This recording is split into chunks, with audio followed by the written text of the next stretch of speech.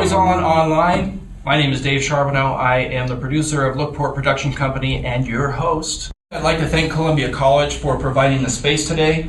We're in an educator's environment, which is great because today I'm going to become the student and we're going to bring up Jon Davis, the product coach, as our teacher. So Jon, come on in here.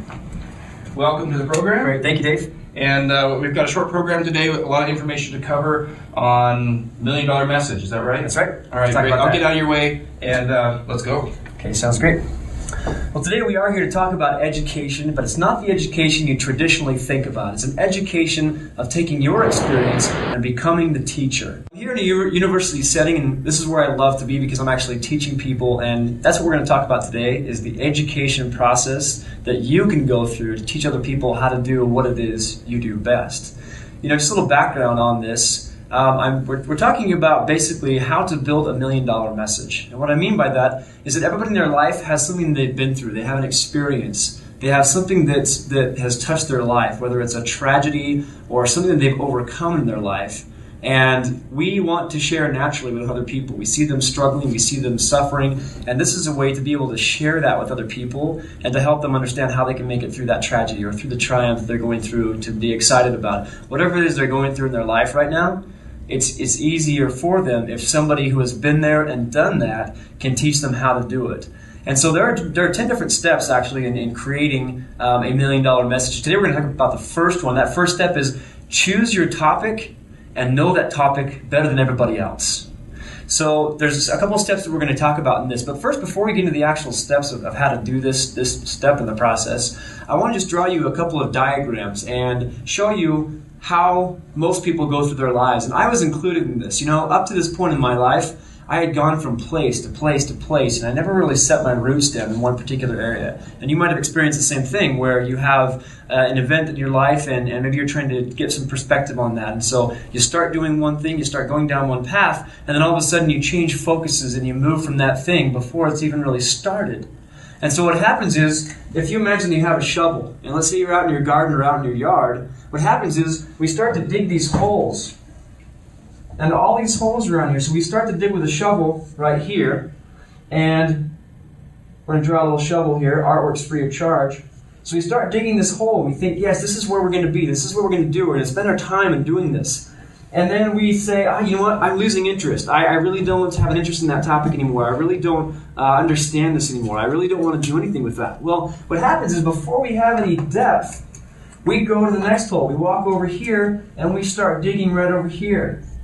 Pretty soon, we've got all these holes in our life, all these places where we've been to, and we're trying to dig below the surface to try and learn that topic or try and be part of that, but we just never end up doing it.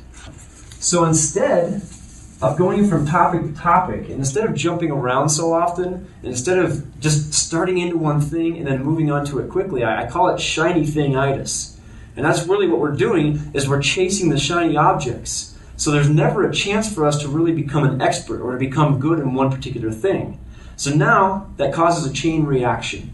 People don't understand how we can help them. And if we're confused about what we're going to talk about and what we're going to help them with, they're going to be confused as well. And they're not going to know how we can help them. So here's what we're going to do. Instead of focusing on all these little holes over here, what we're going to do now is we are going to actually focus on one hole, and we're going to focus on making that hole extremely deep. And so we call this being an expert. And that's you. You are the expert in your life. You've been through experiences in your life that have taught you something. You've been able to have a shortcut shown to you because you've been through the experience. Well, why not turn around and try and teach that to other people? But here's the challenge. People want to be an expert in everything. They walk up to somebody and somebody asks them a question, and that person says, hey, what are you good at? Or what do you do? And we stand here and we say, well, I do this, and I do this, and I do this, and I do this. Well, that dilutes you. That dilutes the power of your experience, and that dilutes the power of what you're doing in your life. The key here is really to pick one topic. Pick that one topic that you resonate with, the one topic that just speaks to you. And we're going to cover how you can do that right now. So the first thing is that naturally we're all learning beings. We're constantly learning new things by reading books and by gathering information from the internet and by networking with our friends and talking to them. Well, you want to choose a topic to become an expert at that you're already involved with, something you're already excited about and you find fascinating. And why would you want to find a topic that's fascinating to you? Well, the reason is very simple. If it's already interesting to you, you're not going to have a problem going out and researching it. It's going to be easy for you. And it's going to increase your knowledge as well. So why not choose a topic that you already find fascinating and something that you're already learning a lot about? So if you enjoy setting up small businesses, why not become an expert in setting up small businesses? It's something you already like. It's something you already have an interest in, and there's no reason to change and go to try and find a new hole to learn from. You already know that. So it makes sense to stay there. Why not take that knowledge and go help others learn how to do the exact same thing? So if you find it fascinating, so we're going to just write fascinating. That's the first step. Choose a topic based on something you already love to do. We covered this a little bit in the first step, but what are your passions? What gets you really excited right now? So if you wake up in the morning and the first thing you do is cook a 5-course breakfast for your family, is that something you love to do, is cook? If it is, then teach other people how to cook. It's very, very simple. Let's go and take it to another level. What if, let's say that you're a single mom, and let's say that you've learned some shortcuts of how to get your kids ready in the morning because you know you only have an hour to do that morning routine. If you've learned some secrets of how to do that, you may not necessarily love to do it, but if you love to teach others and you love to show them things, why not take your expertise and your knowledge and show them how to do that? So choose something you already love to do.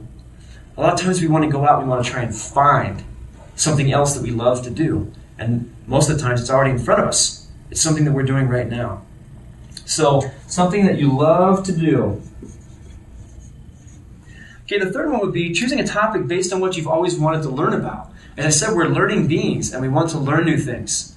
So if you're searching on the internet and something fascinates you, let's say you're a biologist and you love to read about plants, you love to read about the whales in the ocean. Let's say you like to read about basket weaving, or you'd like to learn how to be a clown. I mean, whatever your case is, you want to entertain people.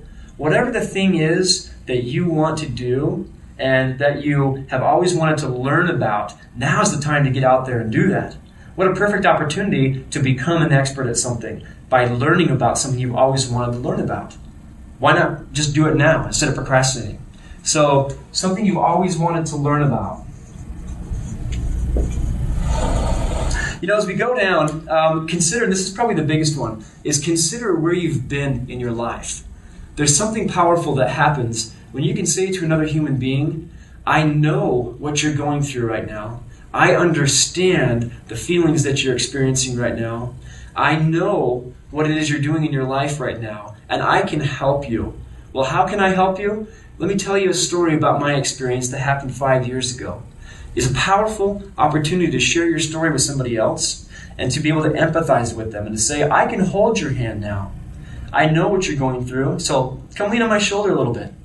Don't worry about the stress. Don't worry about these things right now. I can help you. So you'll walk with them and you show them exactly how they're going to do that. So think about your own life. Is there something in your life that you've gone through, an experience that was traumatic for you? Was there an exciting time where you were completely triumphant over the things that you were doing in your life? Is there something that you can teach people to show them where you've been? Because really there's one question in their mind. And that one question is, how do I get from where I am now to where you are? So now if you're an expert that can hold their hand, they're looking to you for advice. They're looking to you because they trust you, and they know that you're going to take them from where they are now to where they actually want to be. And that becomes very real for them because now you establish a relationship with that person. And it's not just about learning a thing. It's not that you just love to do what you do. It's because you know that you can change somebody's life. Finally, choose a topic that you're willing to live with for the next 5 years. You know, a lot of advice out there that's traditional as we go out and talk to people and market our products and services. The advice says, you know what? Do what the trend is right now.